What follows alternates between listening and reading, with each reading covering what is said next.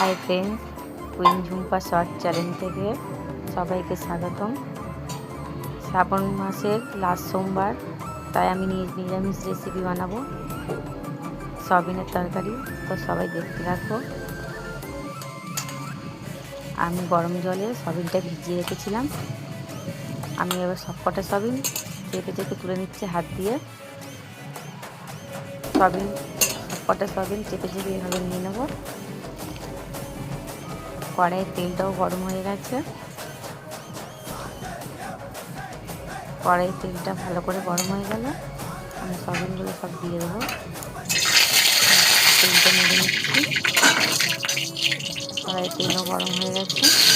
আমি সয়াবিনগুলো দিয়ে দিলাম, দিয়ে একটু নেড়ে চাড়া করে নিলাম। ভালো করে নেড়ে নিলাম।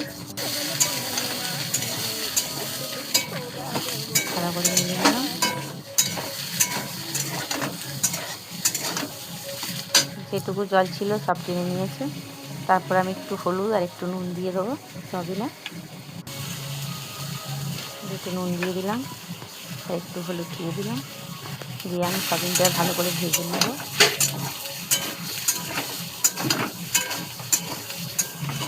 সয়াবিনটা লাল লাল করে একটু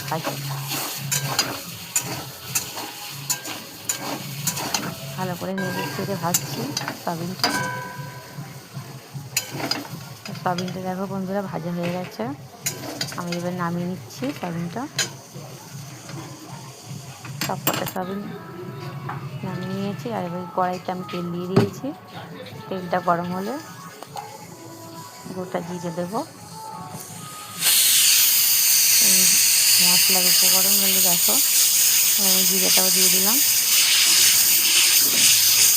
একটু নেড়ে নেবো। কড়াই আমি জিরে দিয়ে দিয়েছি, একটু তেজপাতা দেবো, দিয়ে আবার একটু নেড়ে নিলাম। এবার আমি আলুগুলোও দিয়ে দেবো। ছোটো ছোটো টুকরো করে রেখেছিলাম আলুগুলো। আমি আলুগুলো একটু ভেজে নেবো। তেলের মধ্যে জিরে আর তেজপাতা দিয়ে আলুগুলো ভালো করে ভেজে নিচ্ছি। এবার আমি দেখো সব উপকরণগুলো দিয়ে দিলাম। হলুদ, নুন, গোলমরিচ গুঁড়ো, লঙ্কার গুঁড়ো দিয়ে আমি নেড়ে নিচ্ছি। ভালো করে নাড়া হয়ে গেলে আলুর মধ্যে আদা বাটা জিরে বাটা দিয়ে দিলাম, দিয়ে আবার নেড়ে নিলাম। এর আমি সয়াবিনগুলো দিয়ে দেবো, দিয়ে ভালো করে কষিয়ে নেবো।